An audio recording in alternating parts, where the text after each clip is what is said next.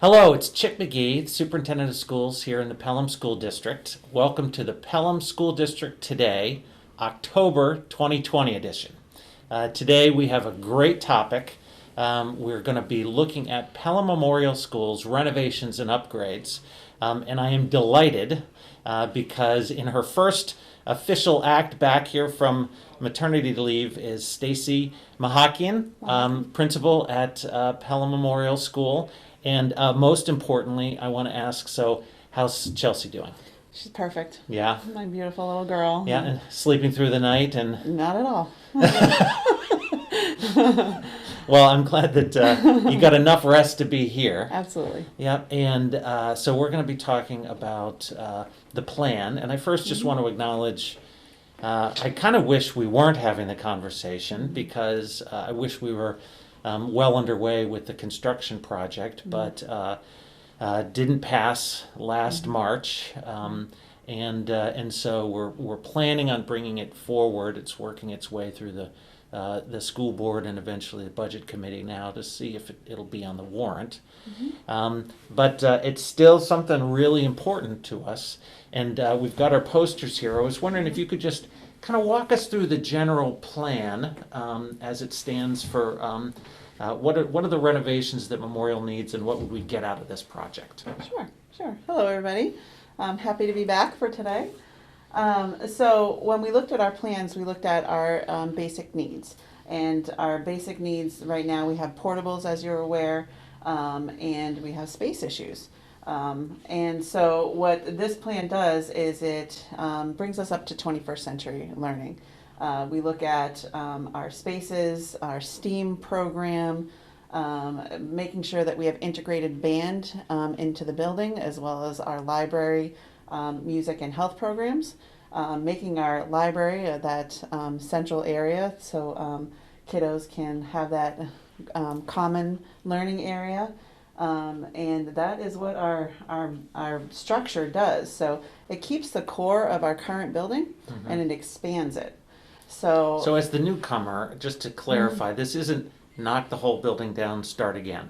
Nope. No, so It's renovating our existing building and adding to it. So what we would do is you can kind of see our current building is right here. This long portion and then this hallway and then this right here is our gymnasium. the current gym? The current gym. Okay. So this kind of little U shape. And then what we are adding on is an entirely new entryway. Yep. And we are transitioning things. Right now, this is our cafeteria. It's going to turn into our learning commons or our library. So the cafeteria becomes the library. Yep. And then this right here is our gymnasium. And if you've ever been into our gymnasium for any sporting events or concerts or plays or anything, you will see that it is very, very cramped in there. Tight. And also pretty unsafe when it comes to sporting events. So this will, and the lighting too, this is our windows. So if you've ever been to a volleyball event, we do very well because we know the lighting, but it's very hard to see. So this will actually change into our cafeteria. And to give in some of that natural lighting, they've made a window here to make sure that we can get some natural light for the kids during our lunch period. So, and then back here is where we will are proposing our addition. And this big portion right here is our stage and our gymnasium, which will be regulation size. It will definitely fit the capacity of all of our students. We can have concerts and plays and sporting events that we can house a great deal more people. So that will be wonderful. So if I look at the other drawing, the one for the top view, is it that the light blue is current Yes, and the dark blue is all the stuff that would be added? absolutely. What are the three little boxes to the left then? There's those three boxes out there. So like you said, Chip, this is our current building right here. Mm-hmm. So gymnasium, cafeteria, hallway, and then these are all of our classrooms, Yeah. upstairs and downstairs. These kind of outlets Yeah. are going to be our science labs. Oh, okay. So science labs and collaboration spaces. So right now our teachers don't have very many spaces to collaborate, work together, or even do small group instruction. So number one, our science spaces, so we'll have a science lab that's up to code and that we can do so many different things with experiments and activities with the kids. And then we have an outlet for the teachers and small groups to have on that side. So the larger portion is definitely that science lab classroom. The smaller portion is the collaboration. And then all of the classrooms in between that you'll see over here are also going to be renovated and expanded to meet our needs for the students. So one of the things that did come up in our conversations last year was, is this an expandable building? So if our population starts to skyrocket, are we going to be able to accommodate that need? Absolutely. So we will be able to renovate some spaces. So you can see over here, the orange is classrooms areas. There, yep. And on the other side, you'll see some resource spaces. So we would be able to transition those spaces as necessary for any expansion in our needs due to increase in population. So it gives us some flexibility there. Absolutely. So when you think long term, this is not a short-term solution. This is a very long-term solution for the town of Pelham. I'm going to interject one thing there that you just made me think of, and this is really a district thing having to do with fifth grade. I know that last year there was a lot of discussion about what to do with fifth grade that's currently at Pelham Elementary. And is there still space at Pelham Elementary? And I just want to, so I'm going to share something. I've been able this summer to do, summer and fall, we had a capacity study completed for Pelham Elementary. And it's very helpful for a lot of things, but as a bottom line, I was able to find out that even if someday in the future we have full-day kindergarten, which would expand our classroom needs at Pelham Elementary, we can still keep fifth grade there and have enough space. Great. Which means this project, it went back and forth, but won't have fifth grade in it. We're not going to have that as an add-on here. The good news for the community more broadly is that we have enough space with this flexible plan and with Pelham Elementary, and so it's a win-win in that that keeps the cost down of the overall project. Perfect. So one of the things I want to ask you about that you know a lot about is traffic. So I have been introduced to some of the challenges of traffic at Pelham Memorial School, and I'm told that this might address it, but could you just walk us through how traffic flow would look different for those people who try and get down Marsh Road at the start of the day or the end of the day? So I am coming late to the game, and I understand there's been, with an increase of the amount of cars that we have going in, but in a typical sense, what we've done to design is have two different lanes. Right now, the bus lane and the car lanes end up coinciding, especially at the end of the day. And the beginning of the day, we actually use the Pelham Elementary loop, and at the end of the day, we park everybody into our back blacktop area. So this very much alleviates that, and it alleviates a lot of the safety concerns that were in there, because all those buses are kind of lined up in different areas and you're crossing through. So it's the kids are resilient and they get to their bus safely, thankfully, but it's all, we always cringe at the end of the day when everyone's running out the door. So this is the bus loop that's going to come around the back of the building, and it will be bus drop off in front of the cafeteria and the gymnasium.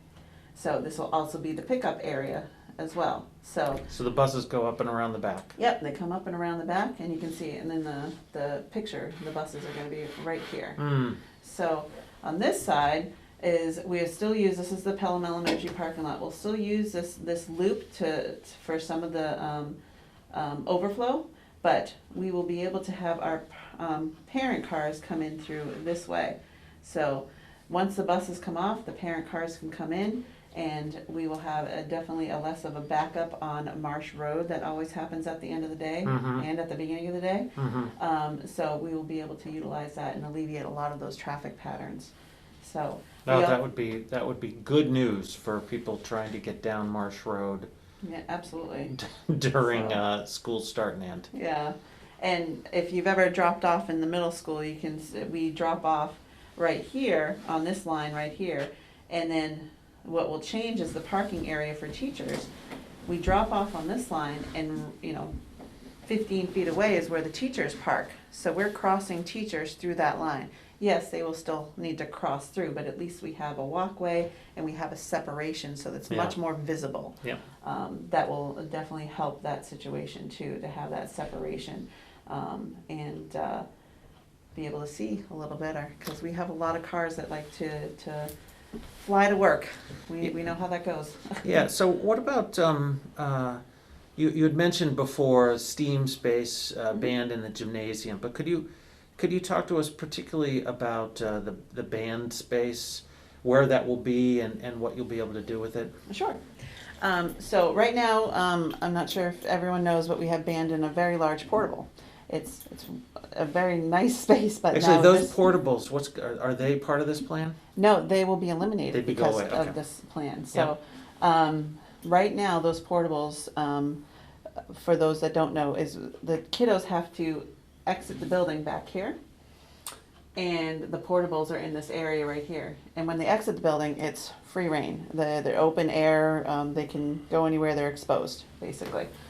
Teachers have to open the door. The portables are locked for safety and security, but that space there is not a safe area. So in this plan, you can see that there's a corridor up This the little gray corridor through Yes, there? thank Okay, you. yep. That's going to be enclosed. Mhm. It's going to be another safety area. It's in a traffic flow pattern. And then you'll see the band in the top. It's yellow. Yep, Yeah, all right this next- yellow here. Yeah, it's So there's a fine. band with some practice spaces, it looks like. Yep. One of the things. That's a big room. It's huge, Mhm. and we have a big band, and it's wonderful. And it'll have practice areas. It'll have a storage area, and a space for our teacher. So. Before we got the portable, we had the band inside the building, and it was actually in that classroom up in the top right. And upstairs, downstairs, within 2 or 3 classrooms, you could hear the band, and it was very much a disruption. Band makes so much noise. Yeah, practice and Love it. Yeah, practices and full group practice, and we have a wonderful band, but it can be a disruption to the instructional environment. So putting them out in that portable was great. In this situation, we have the band in that back corner. It'll be soundproofed. On either side, you'll have the music room. Then we have that practice room that will be abutting the health room, all soundproofed. So it will not be a disturbance to the other instructional environments around. And they will have a wonderful space to be able to do their practice. Plus, when we get to the point of having our concerts, they are right there. They can cross the hallway, and they'll have the stage, the gym. They can set up as they need to. So it would be a wonderful addition. And so the gym is going to have a stage in it. Yes. Yes. So you see the large gym, Mm-hmm. and we're going to have bleachers that will be able to house several of our students. I can't remember the exact number that they said. And then the stage right across. And then there's a storage area for the gymnasium. We also have lockers for the gymnasium, so it'll be great. Yeah. So I have one other question about the design that I know you're just really familiar with, and it has to do with this picture here. Mm-hmm. So this is a rendering of what the entrance would look like, given the design, and this is all from last year. Yes. We'll talk about tweaks in a minute, but just tell us about what it would mean to have an entrance that looks like this, as opposed to what you have now. So I think when we started, we have a new entryway in our current building, and that was for safety and security. This, I think, even more so, has the design of safety and security. It also has a very welcoming environment. So when I first came to Pelham almost 8 years ago, I walked in full rain to the building, and what was in front of me was lost and found. So when you walk into a building, you get an impression, and this will be making an impression. It will be welcoming, it will be warm, it will be open and bright, and obviously safety and secure. You'll have those steps of walking in and being able to be checked in. It will be right next to our office area that will be abutting those safety doors. It's just how you want to enter a building. Yeah, So. yeah. It just from the rendering here strikes me as the sort of place that you know where the front entrance is, and it just would welcome you right in to be part of the community. Absolutely. So, do you have any questions for me? I do. So, I've been out for a little while, and I know you've had some meetings, and with this not passing, obviously I know there's probably some cost scenarios that have happened that have come up that say, hey, we can't get the same bang for our buck. So what's up? Yeah. So cost is something I think we need to. I appreciate you asking, because we really need to make sure we're thoughtful about it, and. There's no mincing words when it comes to money. So the warrant article last year was for $30.8 million. So that's $30 million, 800,000. And all things being equal, to do the exact same project a year later, there's inflation. And we've been working with our owner project manager, who have both an architect and a construction firm looking at prices. And cost of construction from last year to this year is likely, well, they estimate up not quite 5%, but 5% of $30 million It's a pretty penny. Yeah, is a lot of money. And so in order to do the exact same project, because we're now going to have waited a year, it's simply going to cost more. And so it's not before the board yet. That's going to happen on October 22nd, so next Wednesday, is where the board's going to begin putting together this warrant article for what the total cost would be. But they're going to have some decisions to make having to do with.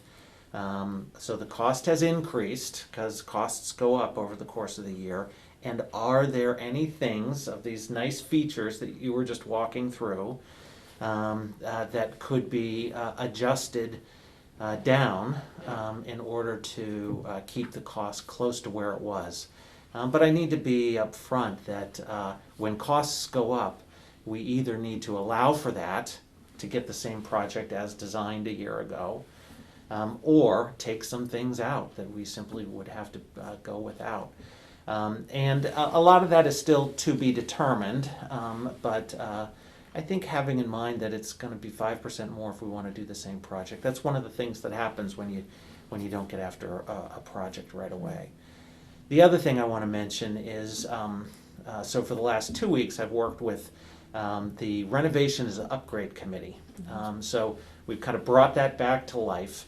And there's community members and staff, administrators, and we are supported by the construction company, our owner rep, an architecture firm, who are giving us information about this project. And they have been incredible in terms of just prioritizing what are some of the features that we might want to think through. And you mentioned one that we were just talking about yesterday. When you pointed out there's those windows in the current gym, and they're south-facing windows, so they just get pounded, right? And you got bright light coming in. The question is, what do we want to do in terms of window design on the new gym? Where do we want them, and are there places that we could take out what was in last year's design to save some money and still have it be okay? And we're talking about that all over the building to see if there are places, just to see if there's a possibility of keeping that increase in check, and what the community wants. We're trying to find that balance. Mm-hmm. So stay tuned on cost. It'll